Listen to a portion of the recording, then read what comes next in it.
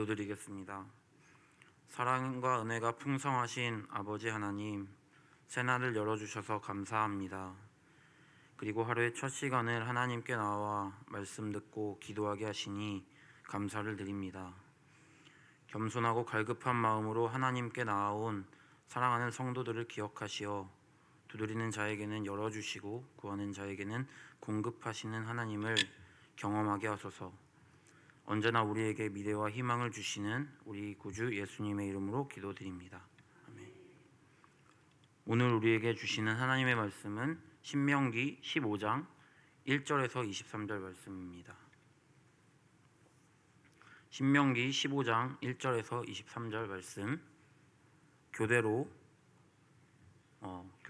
교독하시겠습니다.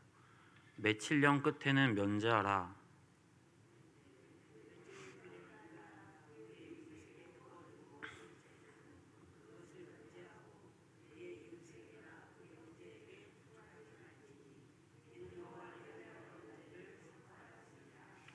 이방인에게는 내가 독촉하려니와 내 형제에게 구워준 것은 내 손에서 면제하라.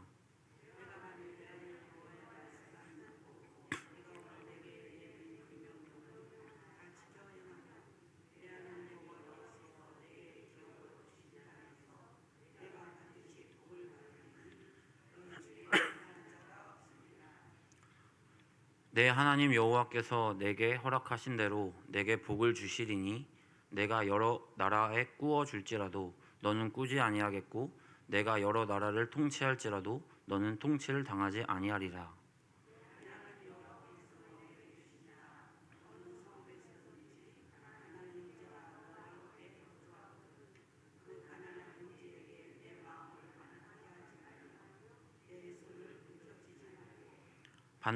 반드시 내 손을 그에게 펴서 그에게 필요한 대로 쓸 것을 넉넉히 꾸어 주라.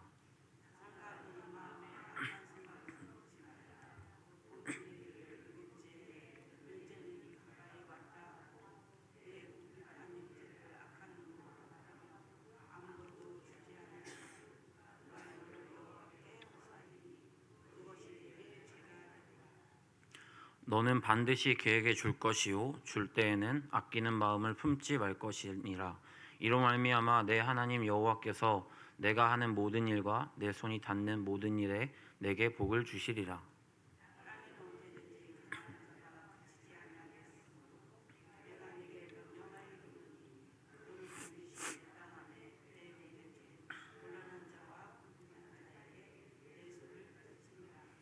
내 동족 히브리 남자나 히브리 여자가 내게 팔렸다 하자 만일 6해 동안 너를 섬겼거든 7째 해에 너는 그를 놓아 자유롭게 할 것이요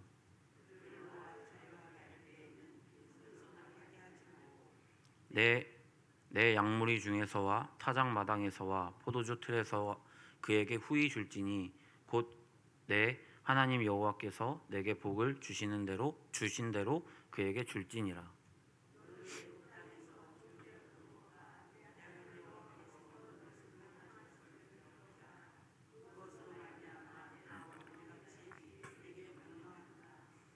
종이 만일 너와 내 집을 사랑함으로 너와 동거하기를 좋게 여겨 내게 향하여 내가 주인을 떠나지 아니하겠노라 하거든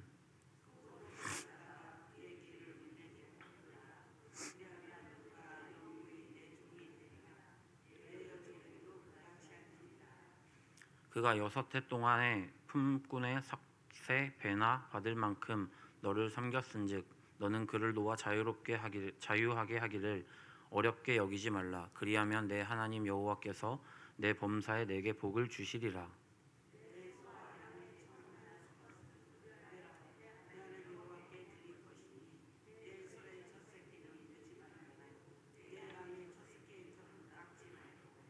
너와 내 가족은 매년 여호와께서 택하신 곳 내 하나님 여호와 앞에서 먹을지니라.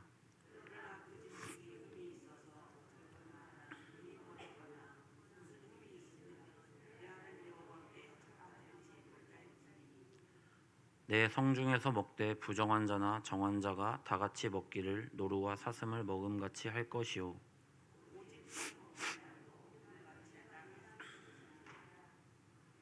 아멘. 새벽 기도에 오신 여러분을 주님의 이름으로 축복합니다. 어제 본문에 이어서 하나님께서는 모세에게 가나안 땅에 들어가기 전 이스라엘 백성들에게 가나안 땅에 들어가서는 어떻게 살아갈지에 대해서 말씀하십니다. 어제는 그 11조에 대해서 말씀하셨죠.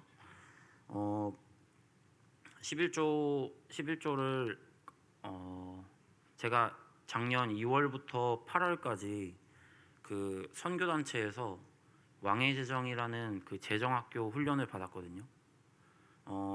제정학교라고 하면 사람들이 부자 되게 하려는 학교인가 보다라고 생각하게 됩니다. 그런데 거기에서 훈련을 받으면서 어떤 것을 발견하게 되냐면 저의 고백은 하나님이 주인이십니다 이렇게 고백했지만 저의 그 돈에 사용되는 흐름을 보면서 나의 주인은 하나님이 아니라 나의 마음이었구나 라는 것을 발견하게 됩니다. 그리고 제정학교에서의 가장 훈련하는 것 중에 하나는 주인을 바꾸는 훈련입니다. 우리가 하나님을 섬긴다 하지만 물질이 있는 곳에 마음이 있다고 하는 것처럼 우리의 돈이 사용되는 흐름을 바라보면 우리의 마음이 어디 있는지를 발견하게 됩니다. 제정학교에서 매일 성경 10장을 녹음해서 올려야 되고요. 하루에 1시간 이상 기도를 해야 되고 묵상을 해야 되고 책 읽기를 해야 되고 그리고 매일 소비되는 그 재정을 어디에 지출했나 얼마를 지출했나를 써서 올려야 되거든요. 한 달 동안 그 소비에 대한 것들을 기록합니다. 그리고 한 달이 지난 후에 자기가 소비한 그 기록들을 보면서 돈이 어디에 쓰여졌나를 보면서 자기의 진짜 마음이 어디 있나를 확인하는 것입니다. 그리고 자기의 마음이 확인되면 나의 주인은 하나님이 아니고 돈이었구나, 나의 마음이었구나, 때론 물질이었구나, 자녀였구나, 우리 가족이었구나를 발견하게 되는 것입니다. 그리고 그 주인을 바꾸어 나가자는 훈련을 하는 것인데 평생을 교회 다녀왔지만 11조를 하나님께 드린다는 것이 굉장히 어려웠습니다. 목사가 되어서도 어려웠던 것 같습니다. 근데 그 훈련을 하면서 왜 11조를 해야 되는지 그리고 하나님께서 원하시는 것이 무엇인지에 대해서 발견하고 깨닫게 되면서 이제는 11조를 하나님께 드리는 것이 기쁘고 아깝지 않게 되었습니다. 그 학교에서는 뭐라고 이야기하냐면 그 11조를 하나님께 드리는 것은 하나님께 심는다고 이야기합니다. 혹시 여기 계신 분들 중에 농사를 지어보신 분이 계신가요? 안 계신가요? 저도 농사를 지어보지 않았는데 농사를 짓는 분들에게 가장 중요한 것이 다음 씨를 뿌릴 때 그 씨앗이라고 합니다. 본인들이 재배한 수확물을 가지고 가장 좋은 것으로 그 씨앗을 심을 것을 이렇게 비축하는데요. 배고파도 그것은 절대 먹지 않는다고 합니다. 왜냐하면 그것은 내년 농사를 지을 때 써야 하는 것이기 때문에. 그런데 성경에서는 하나님께 11조를 드리는 것은 하나님께 심는 것이라고 이야기합니다. 옥수수 한 알, 그 한 통에 달린 한 알을 옥수수 하나를 심으면 2개가 납니다. 그 2개를 그 알로 따지면 1000알 정도 된다고 하거든요. 그러니까 하나를 심으면 1000배가 되는 거예요. 하나님께 심으면 최소 30배, 60배, 100배의 축복을 누립니다. 그것은 뭐냐면 11조를 들여서 교회 운영을 한다, 11조를 들여서 그 재정을 어떻게 쓴다라기보다는 자신을 위해 하나님께 드리는 것입니다. 믿음의 어떤 행동이죠. 10분의 1을 드렸지만 나는 10분의 9로 살지만 10분의 10으로 사는 사람들보다 더 풍족하게 사는 것입니다. 왜냐하면 하나님께서 채워주시기 때문에. 그런데 사실 11조를 내지 않아도 하나님 채워주시거든요. 자녀들이 말을 듣지 않아도 자녀들 밥을 챙겨주는 것처럼 하나님께서 우리를 사랑하시기 때문에 11조를 내지 않아도 하나님께서 자녀들을 먹이시고 입히십니다. 그런데 하나님을 신뢰하면 고난이 찾아와도, 경제적인 어려움이 찾아와도 하나님을 신뢰하게 되는 것입니다.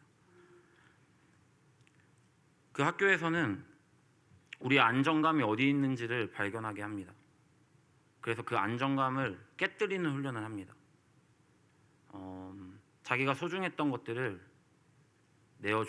내어주기도 하고 깨뜨리기도 합니다. 거기에서 그 300명이 함께 훈련을 받거든요. 300명이 훈련을 받는데 시간이 지날수록 자기가 깨뜨리고 싶은 물건들이 쌓입니다. 그것들을 보면서 저는 뭐 많은 것들을 깨뜨리지 않았지만 많은 사람들이, 많은 형제 자매들이, 전국 각지에서 모인 성도들이 자기의 것들을 깨뜨리는 것들을 보면서 어떤 것을 느끼냐면 하나님이 정말 살아계시는구나를 느낍니다. 왜냐하면 상상할 수 없는 재정을 깨뜨려서 헌금하기 때문입니다. 교회 평생 다녔지만 한 번도 보지 못했던 금액을 하나님께 안정감을 드린다는 마음으로 흘려보냅니다.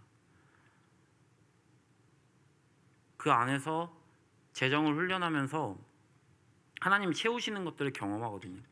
저도 많이 경험했고.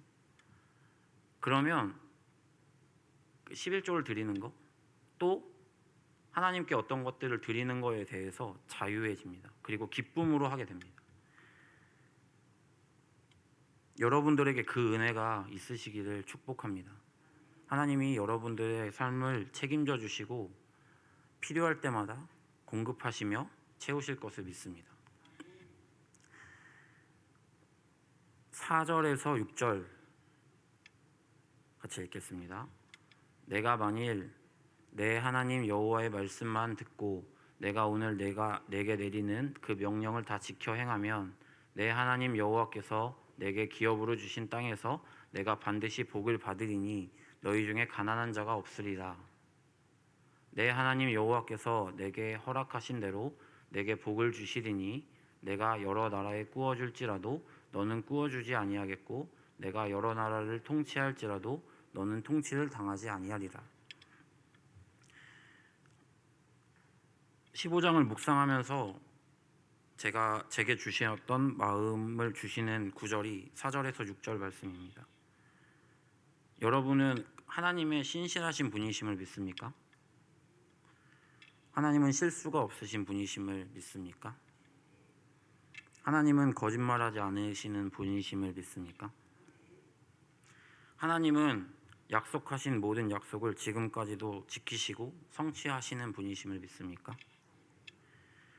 여기서 신실하다라는 단어를 원어적 해석으로 볼 때 그 지방에서는 어떨 때 신실하다는 단어를 쓰냐면요, 양을 치는 목자가 자기 목숨을 걸고 양을 지킬 때 그때 사용합니다.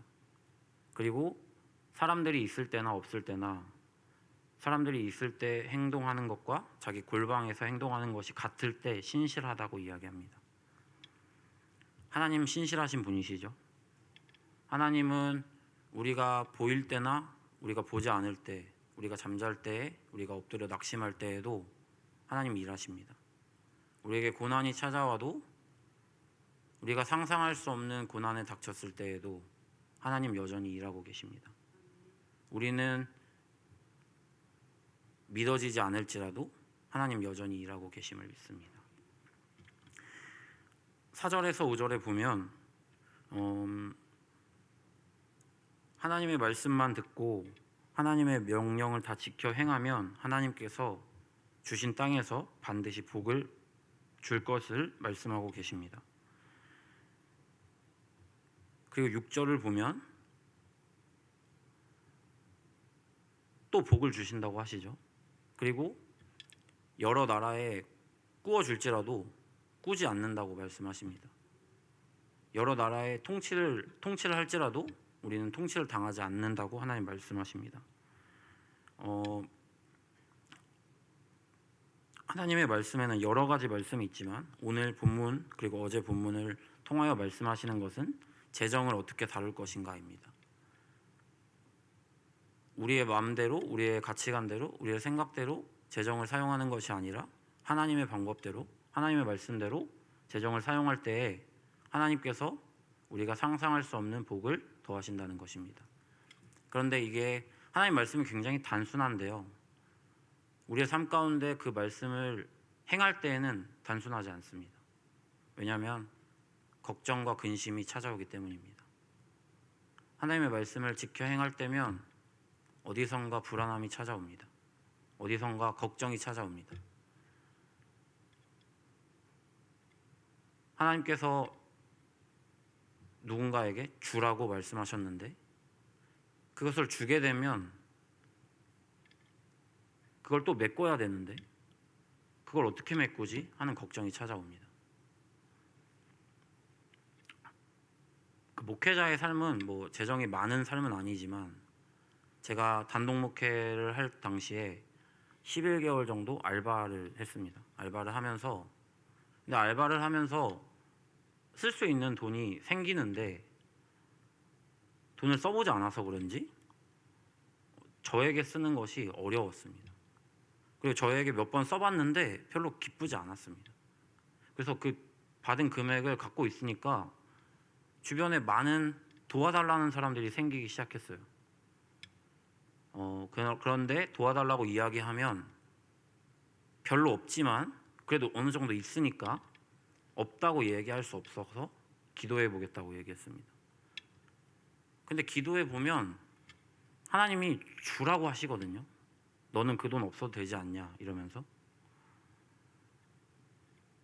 바로 하나님 말씀하시면 바로 순종한 적도 있고 한 달을 기도해 보고 순종한 적도 있고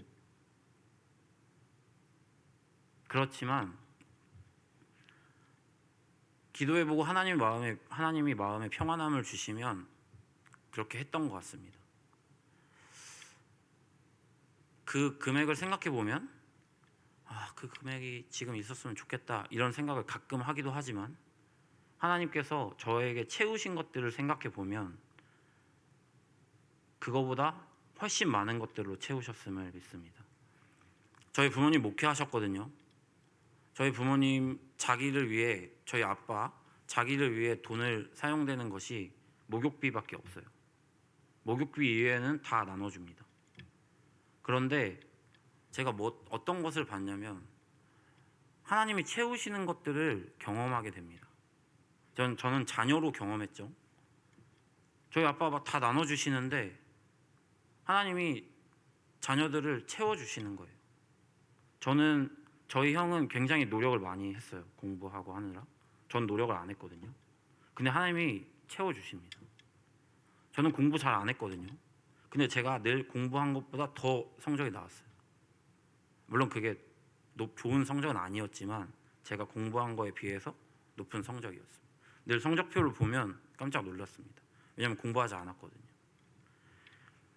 그리고 여러 가지 재정이 채워지는 것들을 살펴봤을 때 저는 노력하지 않았는데 하나님이 채워주시는 것들을 경험합니다.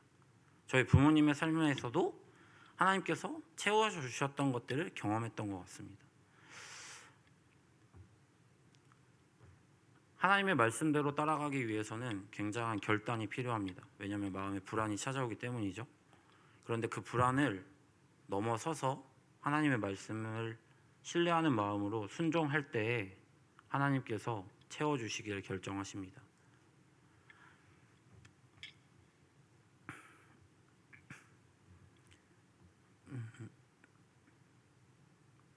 네.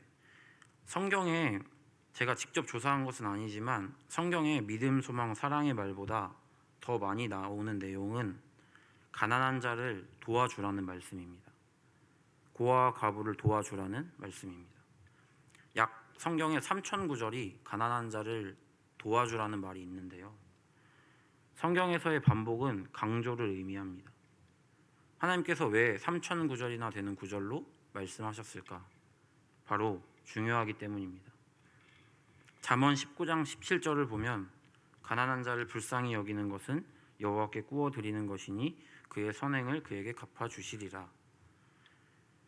가난한 자를 불쌍히 여기는 것은 하나님께 구워 드리는 것이라고 이야기합니다. 구워 드린다는 것은 자기가 필요할 때 얼마든지 받을 수 있는 것이죠. 아까 옥수수 하나를 심으면 1000알이 나온다고 했죠. 하나님의 나라는 기본이 30배, 60배, 100배입니다. 그 재정학교에서 가난한 자를 섬기는 것은 긍휼히 여기고 불쌍히 여기는 것은 하나님께 구워 드린다는 이야기를 듣고 되게 신이 났던 것 같습니다. 은행동이나 대전역이나 서울역이나 그런 데 가면 그 노숙하시는 분들 그리고 구걸하시는 분들을 찾게 되는 거예요. 왜냐하면 주고 싶어서. 하나님이 채우신다는 것들을 믿으니까 그게 기뻐졌던 것 같습니다. 마태복음 25장 40절 말씀을 보면 임금이 대답하여 이르시되 내가 진실로 너희에게 이르노니 너희가 여기 내 형제 중에 지극히 작은 자 하나에게 한 것이 곧 내게 한 것이니라 하시고, 예수님께서 비유로 말씀하십니다. 지극히 작은 자에게 하는 것이 바로 자기에게 하는 것이라고 말씀하십니다. 여러분의 삶 가운데 그리고 우리의 삶 가운데 하나님이 그 소외받은 자들을 붙여 주십니다. 주위에 늘 소외받은 사람들이 있어요. 늘 배고프고 굶주린 사람들이 있습니다. 하나님이 뭐라고 말씀하시냐면 그들에게 행한 것이 바로 자기에게 행한 것이라고 이야기합니다. 성경을 요약하면 하나님의 사랑, 이웃 사랑이거든요. 이웃을 사랑할 때 비로소 하나님을 사랑하는 것이 증명된다는 것입니다.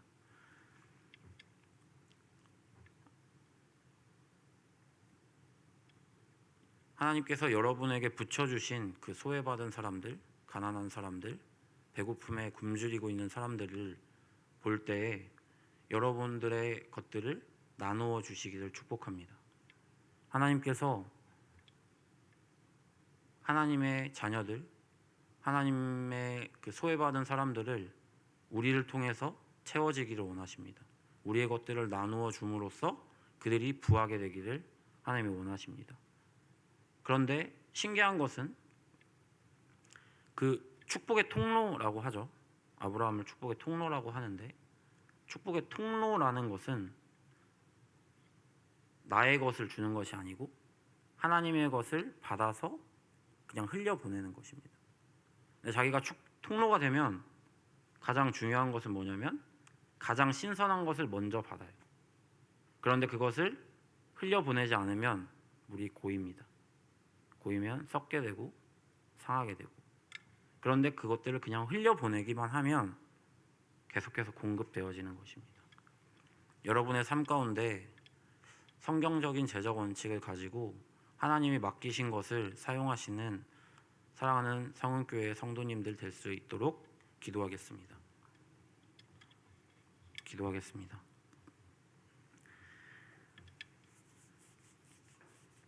사랑과 은혜가 풍성하신 하나님 아버지, 하루의 첫 시간을 하나님께 올려드립니다. 겸손의 태도로 하나님께 나아가는 성도들을 신실하게 인도하시는 하나님을 기대합니다. 하나님께서 하나님 나라의 경제관을 말씀하십니다.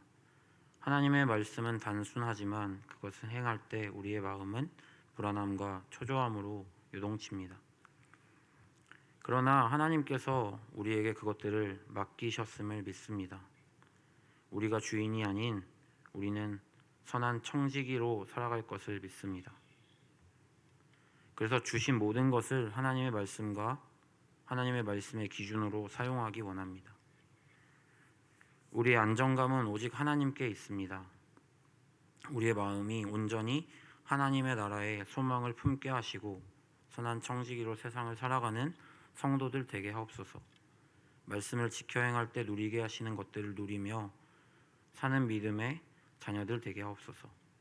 하나님께서 주시는 풍성한 은혜를 누리며 충분히 흘려보내어 함께 그 은혜를 누리는 성도들 되게 하옵소서. 신실하신 하나님을 경험하는 성도들 되게 하옵소서. 오늘 삶 가운데 말씀을 마음으로만이 아닌 행동으로 지켜 행하게 하시고 결단한 날부터 확실한 열매로 채워주셔서 하나님의 말씀을 사모할 때 기쁨을 누리게 하옵소서.